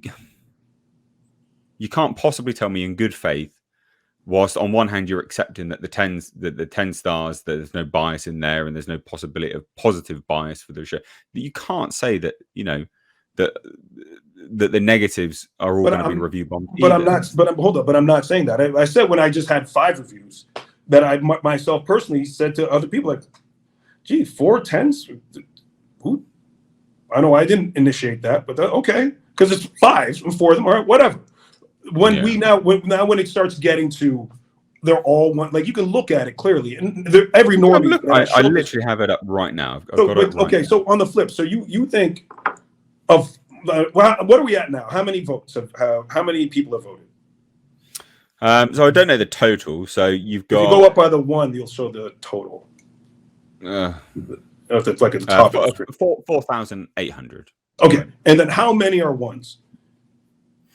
4.4 thousand. No, that's where, like, the whole thing. There's no review bombing at all. Those are all honest. There's nothing else in between. Like if it was honest, absolutely. You know, absolutely unequivocally, there will be some people. Of course, right? It'd be naive to assume otherwise, but it would equally be naive to assume that the majority are just that as well.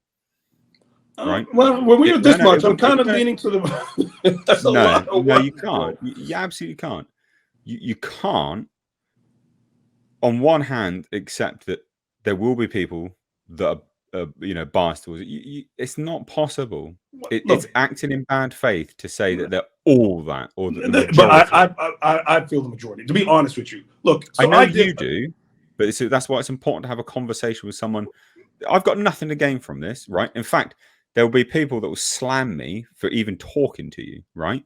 So I get nothing from doing this, right? Literally, there'll be a lot of people that will be very, very annoyed that I've had a conversation with you. So, but I've got nothing, and I'm as down the line as possible, right? I'm a classical liberal. I'm a centrist, not right wing. I'm not left wing. Don't give a toss about any of that crap. So I'm looking from an outside perspective, looking in. Right, from a very logical, analytical stance. When you look at those reviews, and I know that you probably haven't, because logically, it's going to upset you. Like, I get that. Of course it would, right? It's not nice to have your creativity, you know, slated. But I've looked at quite a lot of them, and there is a lot of very constructive criticism. And then I've also looked at the 10-star reviews. There's one at literally at the very top that even says, no, it's an 8 out of 10. Then why is it in the 10-star? Right? But do you see how we can't automatically assume that the majority are review bombing? It's a lot, but bro, with 4,000 plus, and again, outside of Canada. Well, let me say this then. Sure. Right? Let me say this. You acknowledge that this show's main traction has been brought about because people doing these kind of videos. that people just knowing about the show, yes.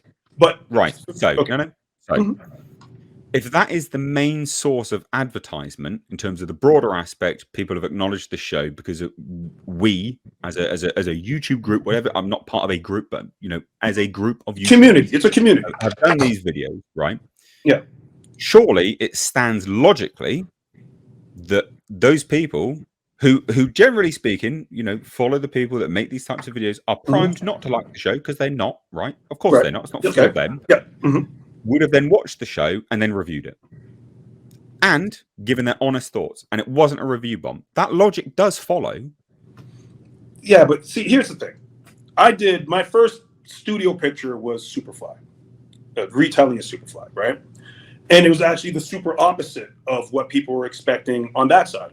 Because this just after Black Panther comes out, the first Black Panther, literally my mother wore a dashiki to go see this movie. So black people are feeling really good about themselves. And then Sony Pictures comes along and says, well, hey, black people, remember drug dealing? And they're what? And what is this? What are you all trying? And they're literally, people felt like this was a concerted effort to tear down these good feelings that we had after Black Panther. And those reviews, I'm like 45. It's essentially a 50-50, right? When you look at these things, but they vary. Yeah. Right. And that's what makes this. If it was 5s and 4s and 3s, but all 1s, that's what I go. You haven't addressed what I've said though. So you're coming. You by virtue of what you're saying, you're almost agreeing with me, but not right. You haven't addressed what I've said. Is that the main source of exposure for this show has come from us? Completely. And so the people that are reviewing it, or the people that have watched it, are largely because we've made a video about it, and so that's given the exposure, right?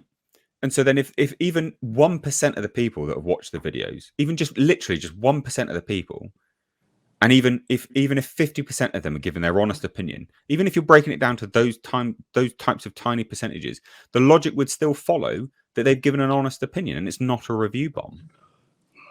If we want to talk about people's Explain to me how that logic doesn't follow then. No, I'm with you. Look, I'm talking about specifically the 1-star rating.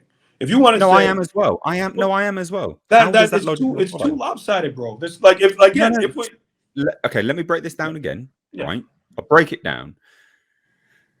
And I don't want this too lopsided stuff, right? I'm acknowledging it's lopsided in this conversation, in this logical thread. If the main exposure has come from us making YouTube videos about it, and we've had a negative opinion of it, right, from the marketing material, which you yourself accept is not the best representation of the show. These videos have got hundreds of thousands of views, right? So we acknowledge it's a very big exposure. Even if 1% of those hundreds of thousands of people decide to watch the show, right? So let's say that's 10,000 people. And then if there's only 50% of those 1%, so that's 5,000 people. Or what? You see the logic, right? Yeah. They then decide to go and review it. They will be negative because they're primed to, because they are our audience. They're not going to like it anyway. But they might not like it, and they might write very constructive feedback. And it's not a review bomb if they're actually giving you their genuine thoughts in the written. That's fine. That's legitimate. If what that's you write, but the 1 star, that is the 1 stars, bro. And that's what I'm saying. Come on, you're not stupid. It's too. Maybe we just disagree here. I've addressed the slant. I've addressed the slant because they are the ones that follow us. Right, that's what I'm saying. Say if it's it's those people. Those are the people that are reviewing at 1 star. They follow us, and it's the reason why it's slanted is because the exposure hasn't come from anyone big that has given it on the good other stuff. side. So the audience are the people that are watching it and they like it, and they watch stuff that's highly positive. They're primed to like it. It's not had exposure from them. You haven't had the slant, the positive slant, because no one has made a positive video about it in that way. Yeah, come on. So for me, and for if you just show that to a normie, look at this, and I've shown it to people. Just that's a normie. But this is what I'm saying.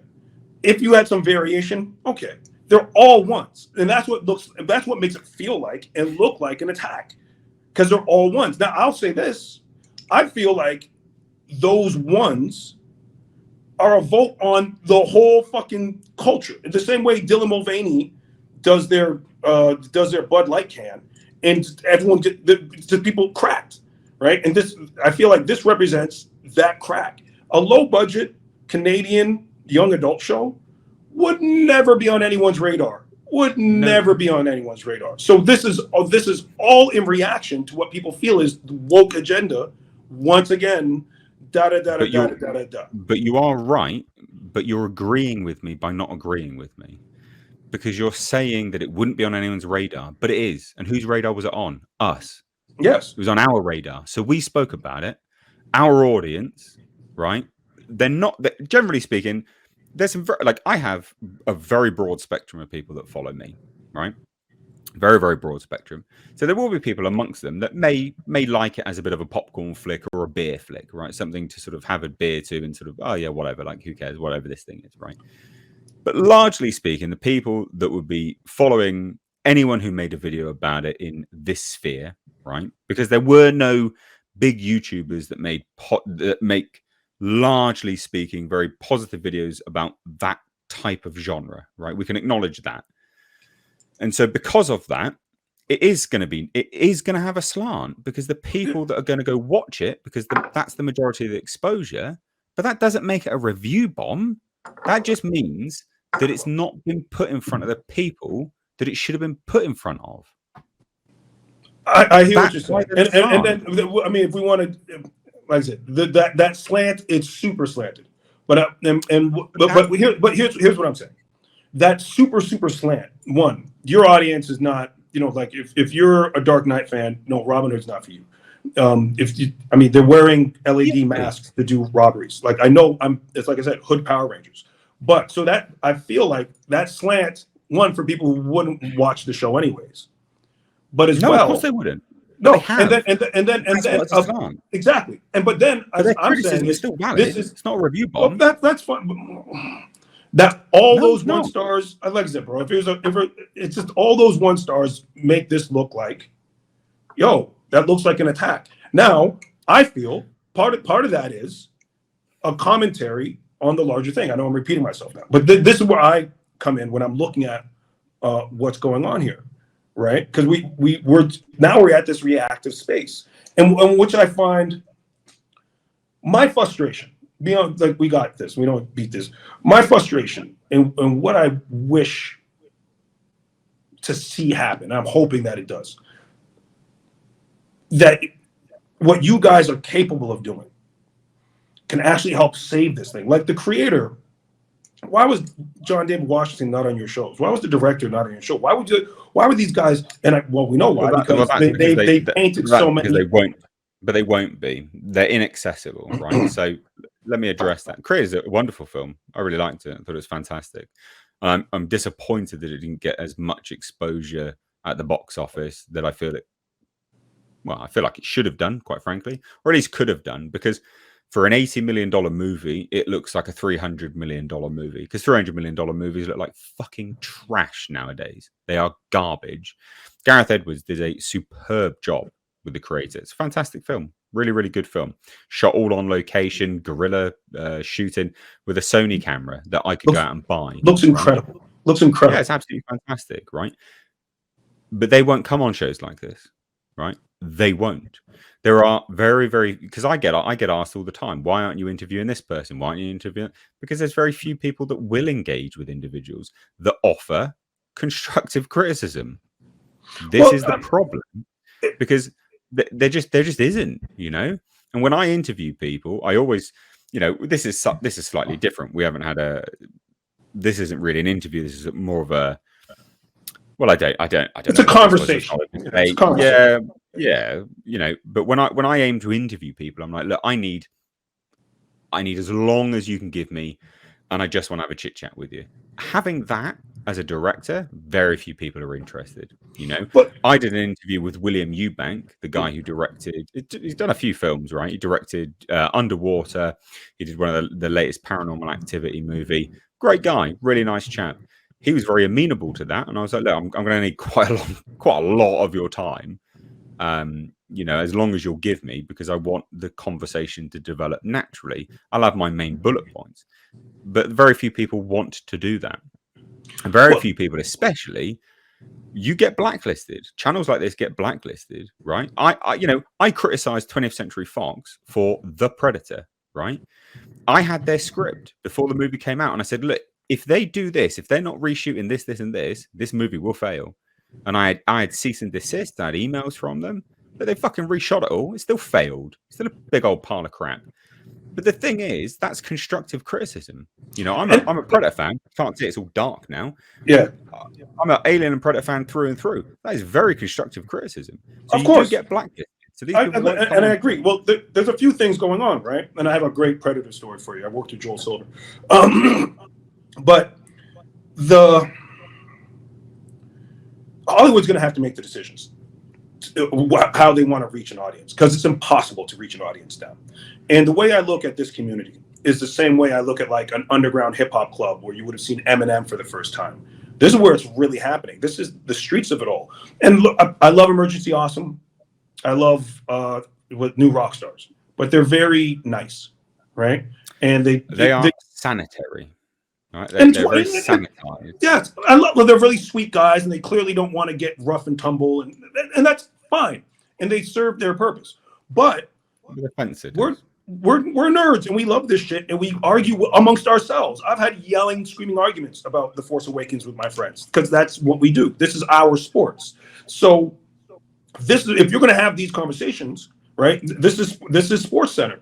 This is where they need to be, right? And look, man, I wanted to send you a preview copy. I tried to send as a preview copy. There's a couple preview copies of Robin Hood I wanted to have. This conversation with Az that I wanted to have because I saw it, and the network and not the network, but the executives were like, no.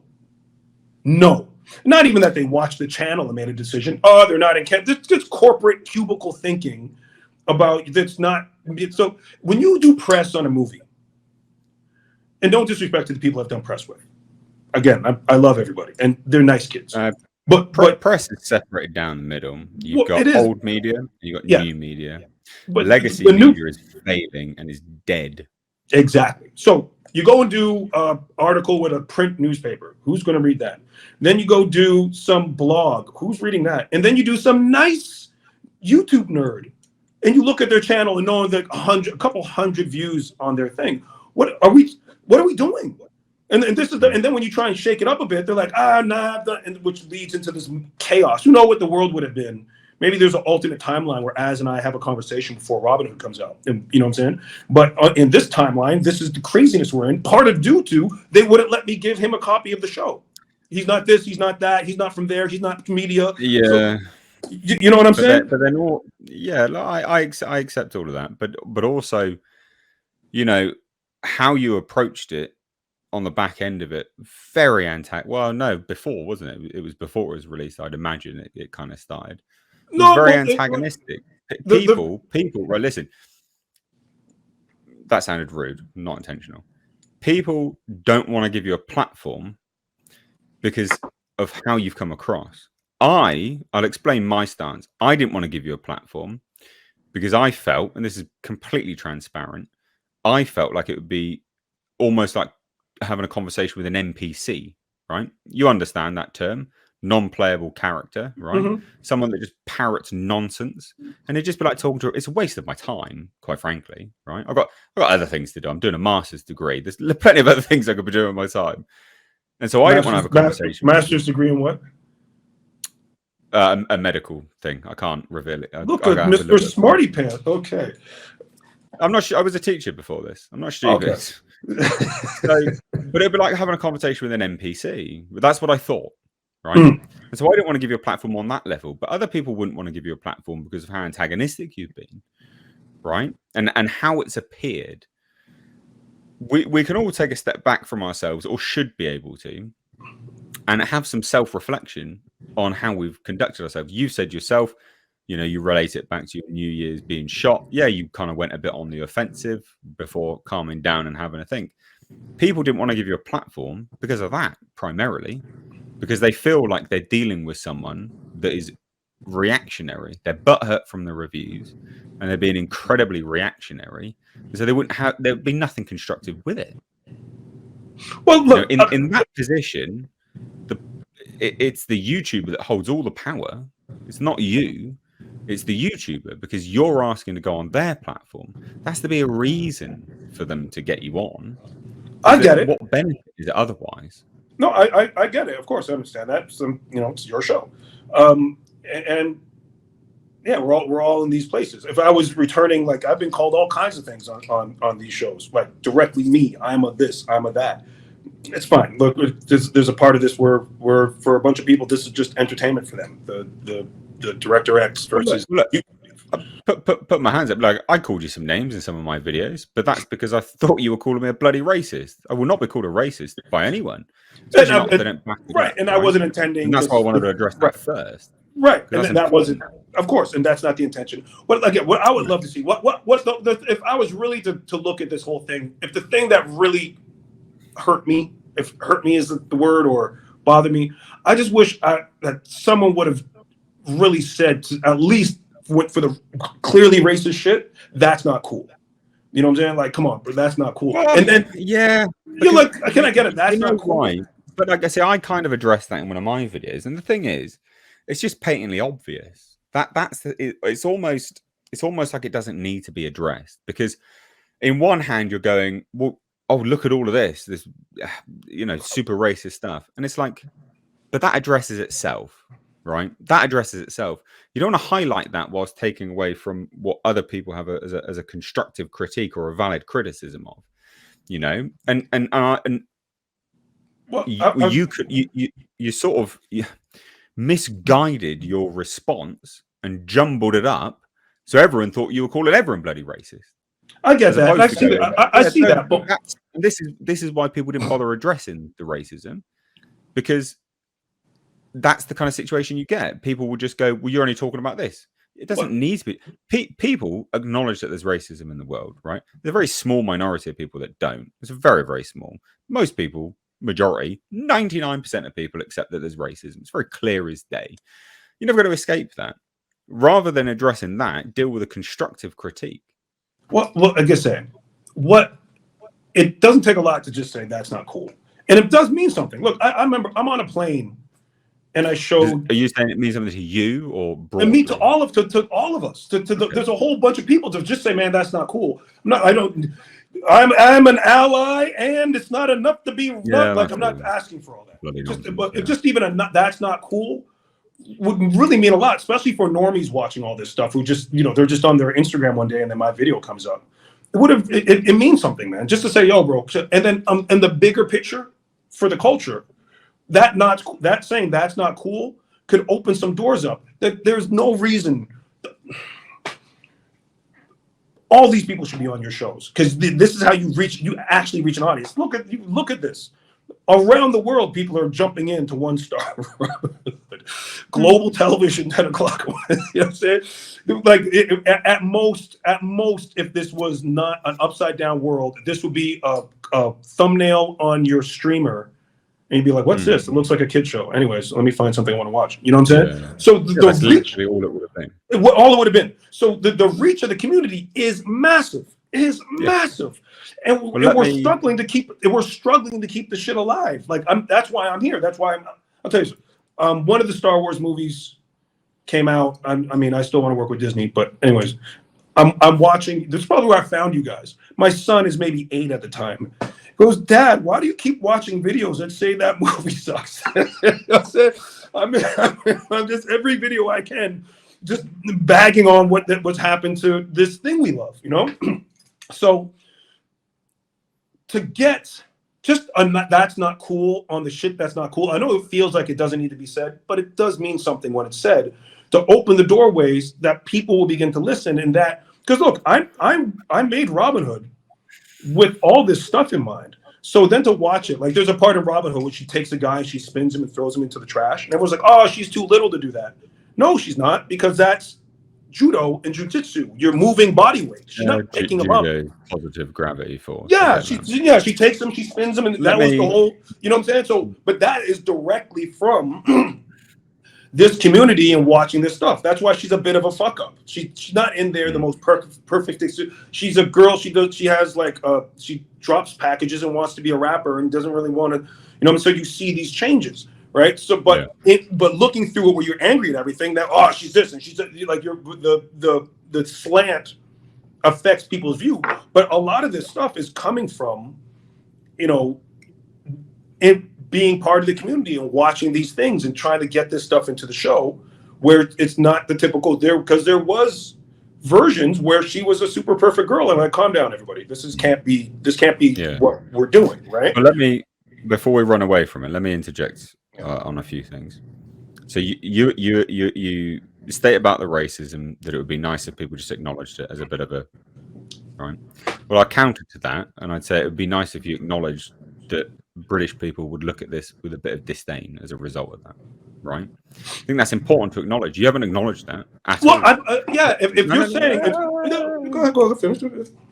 You haven't done it publicly. You haven't at all. This is what I mean. Publicly, how it's been perceived has been massively on the offence from yourself, very antagonistic. You haven't addressed it at all. Like, again, I was thrown into that tweet, and my main criticism was you've taken a beloved story and sort of butchered it, to be honest. Like, it'd be nice if you, from my perspective, if you're saying that it'd be nice if you acknowledge that, right? We can't live by a double standard. You can't sit there and say, well, it'd be nice if people acknowledge the racism. Sure, accept that. And then on the other hand, you should accept that it'd be nice if you acknowledge the fact that you've taken something and twisted it ever so slightly, right? Yeah, people are going to be like, hey, that's a bit shit. Right? Hey, like I said, I never in my mind did I think that Brits would be like, you can't change Robin Hood. I mean, there's been a lot of versions of Robin Hood, right? If that's how you take it, well, I understand that. Well, now I do. It just wasn't. The last thing we thought we were saying, let's redo Robin Hood, is thinking that there's a British community. You're saying you needed a conversation. You want to have a conversation with people, right? So you're saying on one hand, it would be nice. I'm saying now, this is about opening the eyes. The other thing you said about how executives weren't interested. What's been the response from global TV about all of this? Are they interested now in getting on these kind of shows? The corporate people are saying, hey, there's some controversy going on. We should address it. Well, you can address it. We don't do that. This is just corporations don't do this. They don't want to get involved just because this is outside media. It's YouTube and whatever. Because it's not like they're like, I watch that guy. Watch out for that. It's not that at all. It's just that's not how we do things. Go talk to this blogger who has 100 subscribers. But this guy has a million. Yeah, well, and so when it became an actual content, they just walk away. And you got to understand, part of what this is, man. Like when people pile in to the comments of what some TV show or some actor and just start, and it's just negative. Some of them are aggressively negative. Then in there you sprinkle in some racist, but to cubicle mom who has to pick up her son from soccer after she's done, she doesn't get any of the glory when this movie or TV show becomes a massive hit or failure. They're just here doing their job.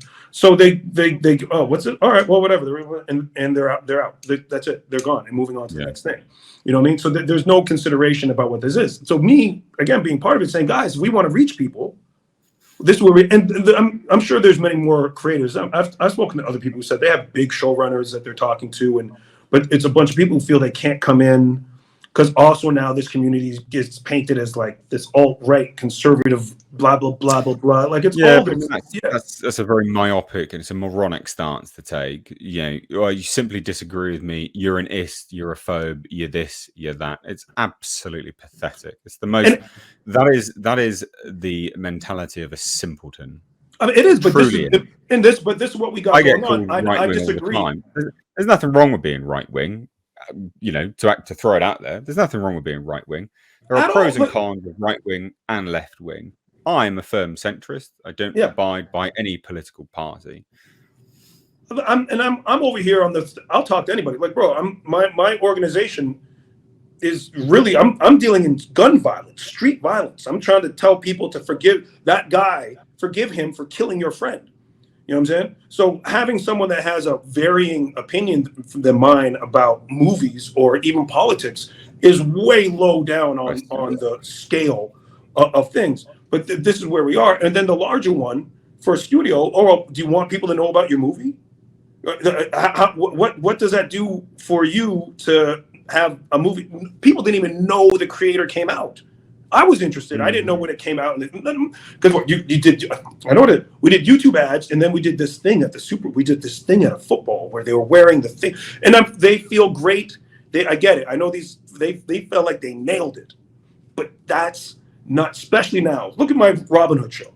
I'm on 10 o'clock on Global Television Canada.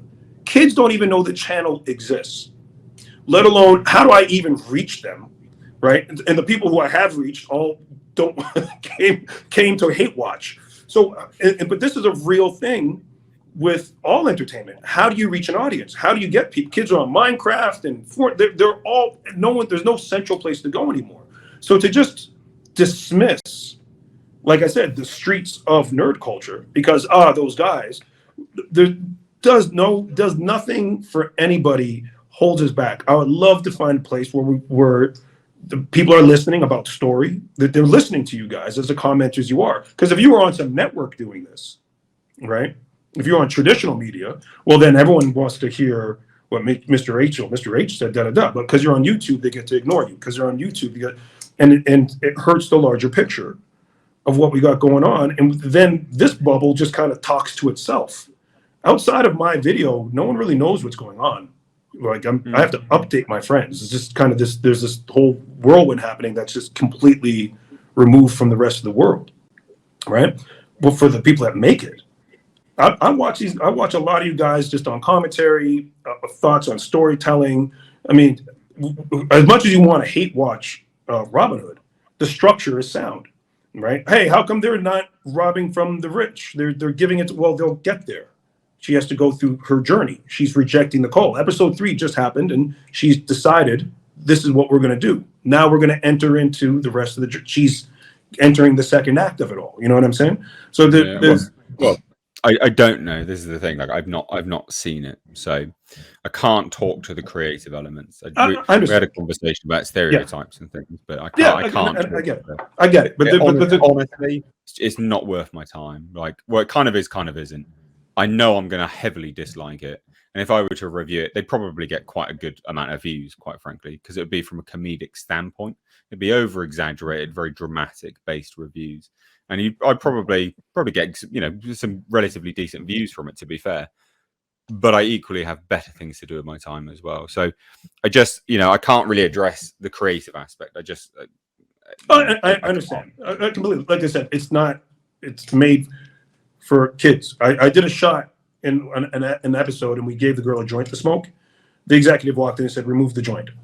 There's going to be a 13-year-old, 14-year-old girl watching this, and that's just not remove the joint. It's my son. It's young high school age. It's, what I'm saying, young adult, and maybe it will find an audience when it's on a streamer somewhere where a kid can find it, right? But they're not finding it. A 13-year-old kid on a Wednesday night should be in bed.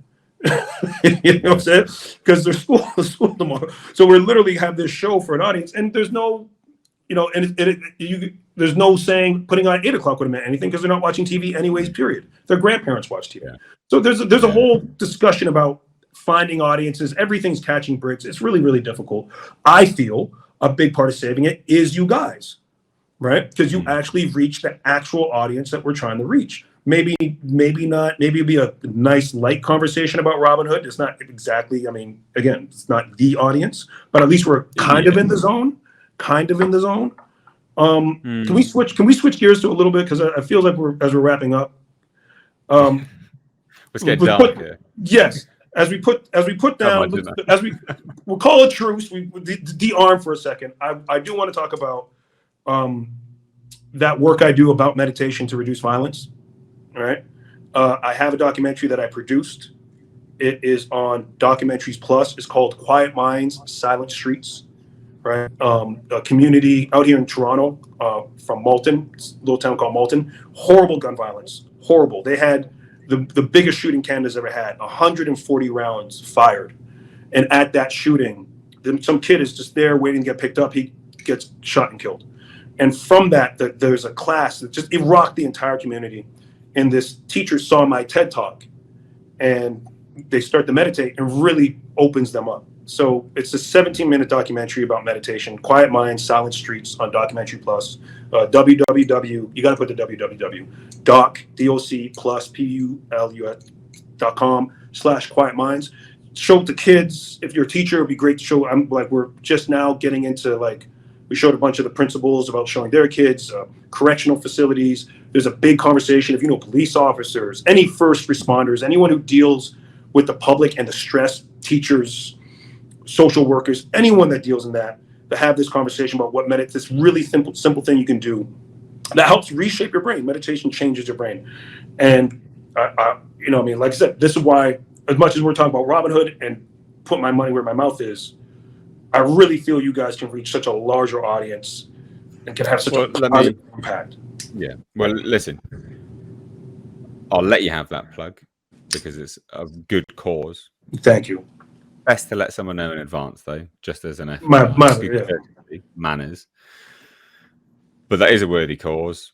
I don't like anyone dying. I think things like that are quite frankly abhorrent. And healing from the trauma.